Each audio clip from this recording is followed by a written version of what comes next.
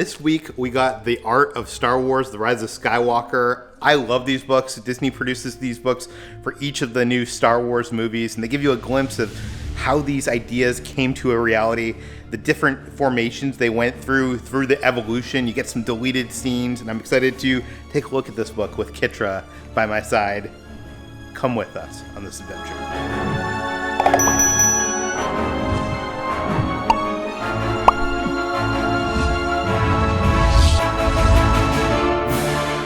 Okay, I'm excited to go through this book. You like these books too, right? Yeah, these books are so fun. It's so cool to see all like the little creatures and all the stuff that didn't quite make the movie, or like how it evolved throughout the process. Yeah, and this book is by Phil Stozak of ILM. He's done the previous books, and this book can be purchased now on Amazon. We'll put a link below. By the way, look at that cover. It's already so good. Yeah, I mean, I'm guessing that is like concept work for when Rey and Kylo are having their like force projection battle. By the way, spoilers for Rise of Skywalker. I was just about to say that. I was like, spoiler. Okay, let's take a look at the book. Also, spoiler alert, we actually loved Rise of Skywalker. Yeah. This is cool. This shows a little bit of Luke and Leia's lightsaber training. What people probably don't know is originally the opening scroll of the film goes off the screen into space, and we pan down to a jungle planet and zoom into this jungle planet, and we see these two people with masks on fighting, and it's like this cool 2-minute like scene of them fighting, and then it reveal at the end it's Luke training Leia. Aww. Yeah. I kind of wish that happened. I feel like I loved the clip, the flashback, but I wish it was longer. I wanted more. Yeah. From what I understand, the CG was a little like iffy at the end there, so JJ didn't want to because of Carrie Fisher. That. Yeah. If I could buy this and hang it on my wall, I would. Like a print of this. Agreed. And this is Rey fighting Kylo in the Death Star. They're like all wet. I don't remember them getting that wet in the movie. Yeah, they did. Like the waves from the water. Oh, this is outside. Yeah, in my mind, this was still in the Death Star. What is kind of in the Death Star? You see like a TIE fighter in the background. Yeah. You have to comment on everything. We're just going to comment on the things we think. Stay tuned for a 2-hour-long video of us looking at every single page. This is an awesome piece of Rey looking at Kylo's burnt TIE fighter. I mean, that was in the film itself.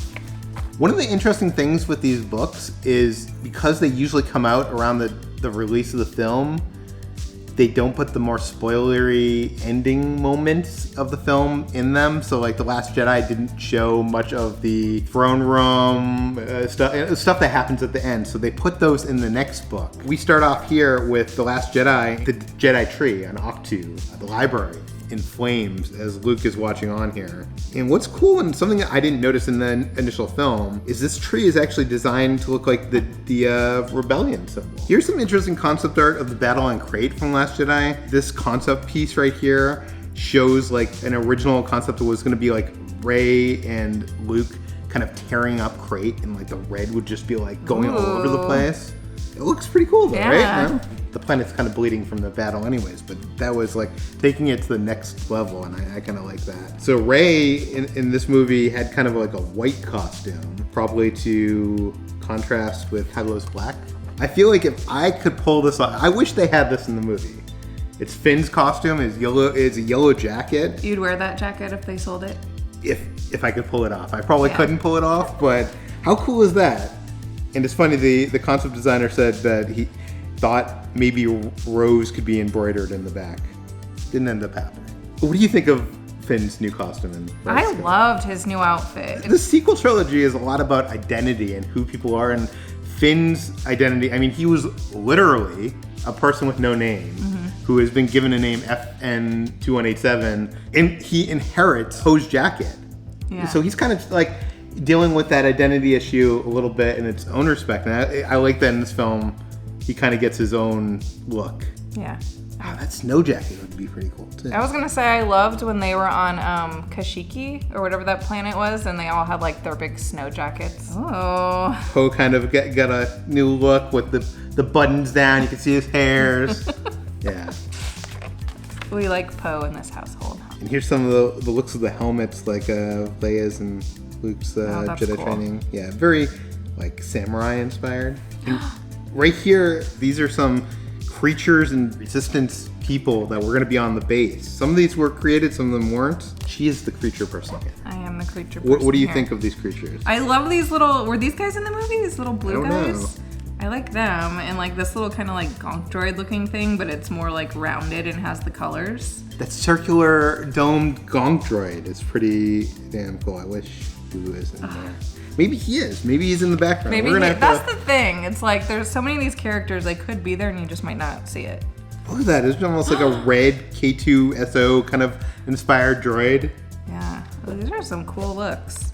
It's interesting. Lando's initial look, they were trying to give him a blue, but they went with the yellow. I like the yellow. It seemed like JJ wanted one of the characters to be yellow because initially he had Finn with the yellow jacket and then yeah, what the heck? I love all these outfits on Pasaana, and it's so cool. If you guys haven't watched the like behind the scenes documentary on the Rise of Skywalker Blu-ray, it's so good. It's so good, and they spend so much time just like all the work that went into just this like 2-second panning scene of these creatures. Like it's just nuts. Speaking of the behind the scenes documentary, there is a look of the costuming for the bartender, a character played by a cameo of John Williams, the composer, and it's cool to see him all in his like the concept of his get up. Yeah. If you haven't seen that documentary, it's cool because he's surrounded by all these props that represent all the films that he won Academy Award or were nominated for Academy. So as soon as you're done with this video, go watch that. Yeah. What do you think of that? Like BB-8 kind of like with a dome kind of head? I like it. I like it. This is interesting. This is the first concept art for Zori. She's like all orange. Oh. She has like this mask with like a split down the middle of it. Oh, that's a cool looking mask. Yeah. Wow. I mean, I love like the helmet that she has in the movie, but that's also like a cool look. She's very Boba Fett kind of ish, and you only get to see her face a little bit. Looks like Kylo's mask was going to be different colors. It could have been gold, it could have been white or silver.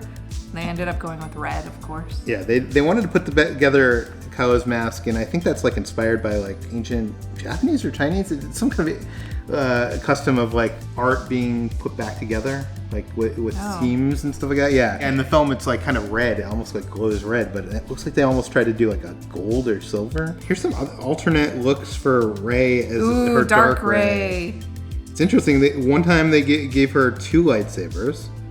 And this one, she has a lightsaber that's like green or blue, like a teal.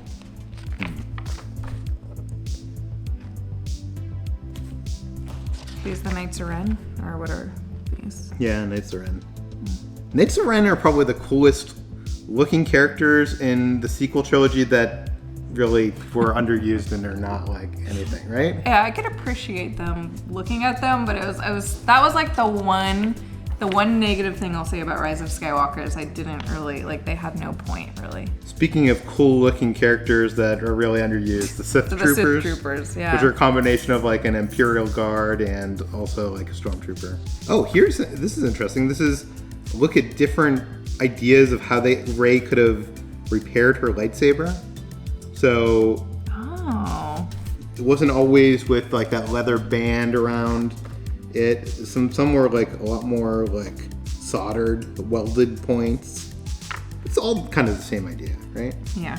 Look at the books of the Jedi text that Rey's looking at, which tells her about the Wayfinder and some other objects in the film. I wonder if they're ever gonna sell these books. Like, oh, I was just thinking I want a Wayfinder. I don't know why, but I really, really want one. Yeah. I mean, it basically looks like a holocron anyway. Yeah, but I want it like as a nightlight. That'd be cool. Yeah. A Wayfinder nightlight. Yeah. When they were working on this initially, the MacGuffins, the things that the hero and the villain are after, kind of changed quite a bit. And there's some images here of how it kind of evolved from like these weird different objects. Originally, Babu Frik played this guy that helped build like the First Order stuff, and he didn't like the First Order, and they had some kind of device that looks like basically could shut off all the First Order tech in the galaxy.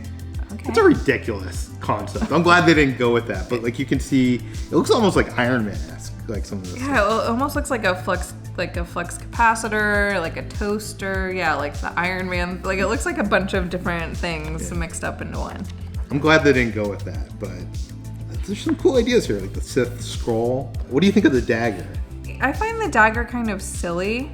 I like like when you pull it out and you could look through it in a specific spot to find it, because that really reminded me of Goonies. Yeah, very Goonies. So I appreciated that, but I don't know, it was whatever. Someone say Goonies?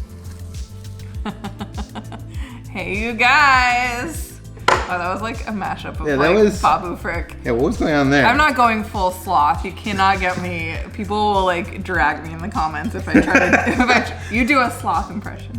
No, thank you. Peter doesn't do any impressions. I like the concept of like a crossbow on the hand. Ooh, I want this as like that art. is a concept art. No. I love the music, which is also composed by Lin-Manuel Miranda, right? Yes. Yeah.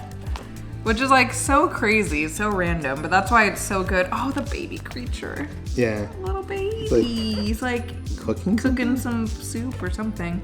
It's funny, here it calls an elephantine alien, version 8. Wow.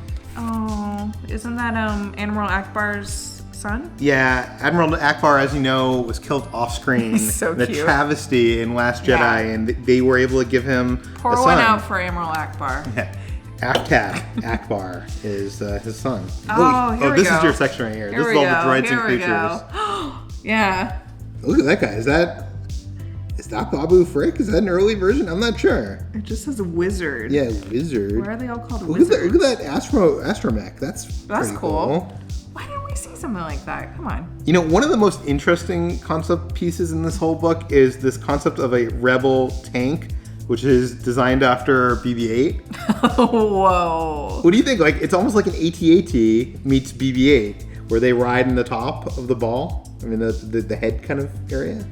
Could you imagine? Imagine it like rolling over things. Can you imagine? Just think of watching that movie and then that showing up. Like, I don't know what I would think. I'd probably scream. I'd be so excited. Originally, in the beginning of the film, Kylo went to Mustafar like he does to get the Wayfinder, but he also goes and brings the Wayfinder, I think, to this Oracle, who was like a bog creature. It's kind of like very Studio Ghibli inspired. We're seeing the early concepts here, but I think it was like a spider on top of like a baby's head, and it was like they built it out set. It was like huge. They actually built it, and then they built it. They filmed it. It was in the movie, and then they edited it out. Oh my god. Oh. That's what it looked like. That would have been so weird in like the coolest way. It looks very like Miyazaki meets Labyrinth. Ugh, that is terrifying. Love it and I hate it at the same time. I love it. My only disappointment with the Rise of Skywalker Blu-ray and digital releases, it doesn't have any. Yeah. I want to see some of the deleted scenes. Oh, Claude. That's another character that didn't get enough respect. He was in the movie for like 5 seconds. Yeah, look at the evolution of him. Look at all the different Claudes that could have been. Oh my god, I love them all. Why didn't we get one of each? Like tentacle, like, what is, ew, that guy's like, ugh. There's Bulio, who is the spy that's transferring information, transferring information from the spy, and he is voiced in the film. It's a cameo. Do you know who it is? He's the guy that's like, just win the war. Do you know who it is? I feel like I told you this, but you might have forgotten. Is it give me a clue. It's a big Star Wars person. It's a big Star Wars person? Yeah, so who do you think, if you don't know, don't look it up right now, who is Bulio voiced by? It's a famous Star Wars actor, a famous voice actor in his own respect. Give me a clue. A Star Wars actor who is in this movie. Mark Hamill has 2 roles. Oh, okay. Yeah. So he's incredible. Yeah. And here's some alternate looks of Kylo Ren's helmet. They almost went with like a more Darth Vader, like mechanical. I like that actually. It almost looks like an Inquisitor. Cool. That almost looks like a football helmet. Yeah. Look at the the little ape guy. And by the way, he's like smoking there. Is he smoking in the movie? I don't think he is. I think he is. He? Okay, I don't remember. I don't remember. He needed more screen time. Yeah. Babu Frik and the ape guy. They both needed more screen time. Well, I want to see like a whole spin-off movie of Babu Frik. Disney, if you're watching this. Babu Frik, a Star Wars story. Bring it to Disney Plus. Everybody would watch it. So on Pasaana, they had this like big speeder chase, which is kind of like one of the big. They can fly now? They can fly now.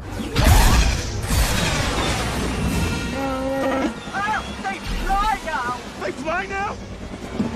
They fly now! At one point, I guess they were coming up with the concept that BB-8 lays his head into the sand, opens up one of his panels, and uses it so that Rey and the speeder use BB-8 as a jumping point. Whoa.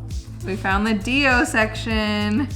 The question is, how many sketches do you think they made to come up with the final design of the Dio? If this page is only some of the indication, it's probably hundreds, right? I like that, like, this one that looks like a duck, like a rubber ducky. And this one's kind of cool. It's almost like inspired by a probe droid. Oh, yeah. That would have been fun. I guess these are kind of like... These are cool. Those are kind of like a BD-1 almost, right? Yeah. Yeah. That's cool, too. Honestly, like... They look almost like Wall-E creatures. Like they do. There we go. I was going to say, we could have had, like, one of each of these, and I would have been happy. You know what? We need like a Disney Plus film just called Droids, which is like a Disney nature film, which is like shows us all the different droids around the galaxy. Yeah. So this is the early designs for Babu. From what I understand, J.J. Abrams initially was like, I want him to look like an insect. So that's what like this is kind of like the early designs, and I think they presented him with those designs, and he was like, no, go in a different direction. Usually when I see concept art is so good. It's oftentimes better than what you see in the film, just because it's like so blue sky and it's like such just like a piece of art. Yeah. And usually I'll be like, oh, I'd rather see that Dio. Oh, yeah. I'd rather see that BB-8. This time with Babu Frik, I don't think there's one of these concept designs that I would rather see than the final BB. Yeah. We got a pretty good. What about this one? He looks like he's like a NASA, like a Russian. No, I don't like that. No, he looks like almost like something out of like Guardians of the Galaxy. If you don't know, Babu Frik was actually a practical animatronic puppet. Yeah. In the woman who plays Moaning Myrtle from Harry Potter, she does the voice. Yeah. And she did it live. She controlled the mouth. Yeah, apparently it was like the first, this is what we're saying, go watch the documentary, but apparently it was like one of the first times, if not the first, where the voice of the puppeteer, they had her on set doing it live as they were filming the scene, as opposed to like recording it later. That way you can like improv. But like, I don't know how everyone didn't just crack up like every time she said something. I would have just been like, And then Kitra gets kicked off set. And her name is Shirley Henderson. Yeah, she's a very famous voice actress. She's great. Oh, and here's the concept art for like the Rebel base and like all the different ideas of like how the Rebels were hiding. Like looks like here that they're hiding inside like a planet covering. Yeah, I like that. What is this? Like they're on like a field of poppies? Yeah, with, that's like... beautiful. I love how every one of these designs uses the blockade runner. And that's like a big reveal in the film, that the blockade runner is still there. And it's the same blockade runner from when we first meet Princess Leia in A New Hope, which is kind of sweet. I like this little bit right here because it has a guy in his like lookout spot, like we've seen in like Return of the Jedi and stuff like this, but instead of it being on the top of the lookout tower, the tower is like hanging down like an icicle. Yeah, that's cool. It's kind of a interesting play off of what we've seen before. Ooh. Oh, and here's another bit of that bog creature. I guess apparently JJ fell in love with it, but it didn't make the final film, so... I would pay to see footage of that. Release the bog cut. Horrible cut. There was going to be like creatures trying to, like skulls. So there's like a Gamoran guard skull. That's and cool. Akbar skull. And a Kit Fisto. That would have been cool. Interesting, the original concepts for Kylo's chamber are all black. At one point, I guess, like it says here, one of the artists did a piece and JJ said, why did you put a certain aspect of it in there? And he said he was inspired by Kubrick's 2001. And JJ liked that, so he was like, let's go all white. It was just very 2001-ish. Now this is cool. There's a bunch of different concepts of Kylo on his throne and Rey by his side. And he's like on this like floating throne. Let's talk about Lando's transport. I don't know what you're gonna call it. I guess it's called a rock crawler. It's kind of like the treads of a tank. I can talk.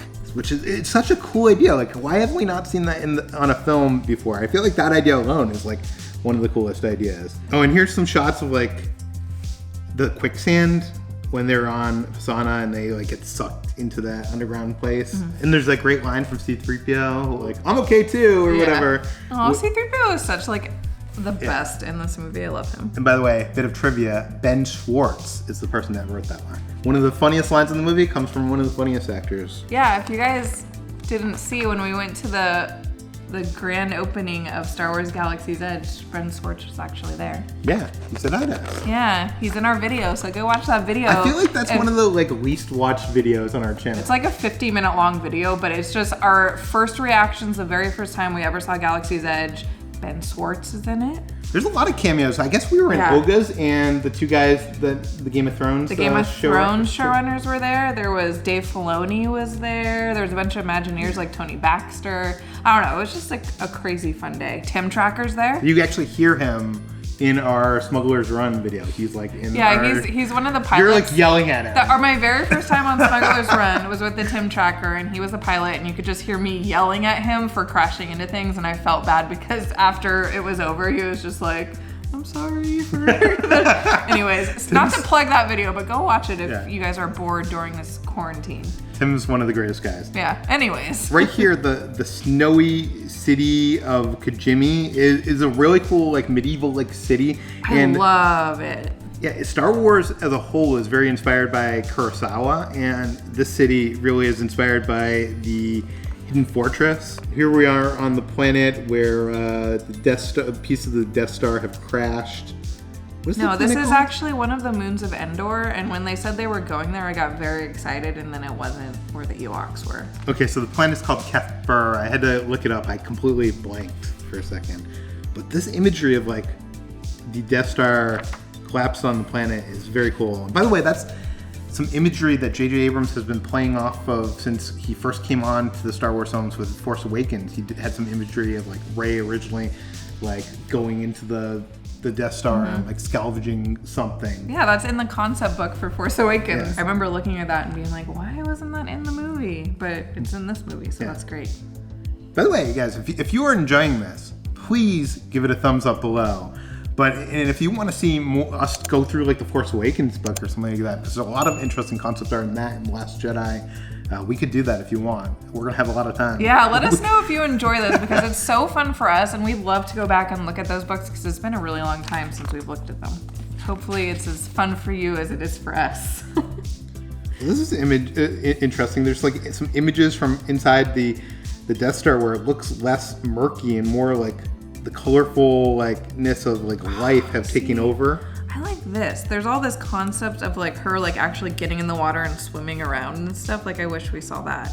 Coolest set of the movie, I think, in my opinion, is the crashed throne room. It's so iconic. Yeah. It's destroyed, the throne room chair falling apart. You know what's funny is after seeing the throne room in Last Jedi, the throne room in Rise of Skywalker looks so small. And even that room, it's actually collapsed. It's actually two rooms that's kind of collapsed, so that to make it look bigger, and it still looks small. Here's some look at the Sith fleet and their designs. Ooh, you can see with the red. That looks sharp. Yeah, JJ really wanted to give these their own look without changing too much. So I spent weeks doing different red lines. He said it's like blood on the edge of a knife, and that's what it looks like. It looks like they cut through things. I don't remember. Wow, I guess I need to rewatch Rise of Skywalker tonight, because I don't remember them being red. You don't remember that? No. Great. Oh, well, we're done. That's the end.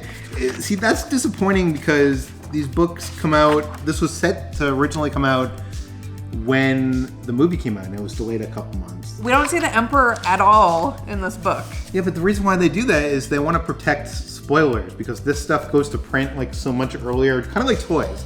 They're worried about putting toys out there that are spoilers because it leaks out early. But the Emperor's in the trailer. The disappointing thing here is this is the end of the Skywalker saga, so usually they'll put the spoiler stuff in the next book. The Last Jedi stuff is in this book.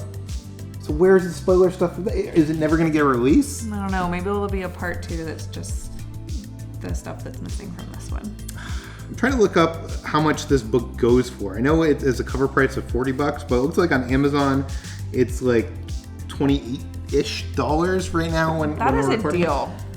Yeah, so if you have someone that likes Star Wars and likes Rise of Skywalker, pick this up. We'll put a link in the video description below, and that's an affiliate link, so if you buy it through that, we will get the tiniest, 3 cents. Yeah, tiniest percentage, but it helps us. Yeah. So. If you guys enjoyed today's video and you want to see other Rise of Skywalker inspired things, check out this playlist. We went to the premiere. We went shopping on Force Friday for toys. I found Dio. Yeah. If you haven't watched those videos yet, now's your chance. Thanks for watching. We'll see you on the next adventure.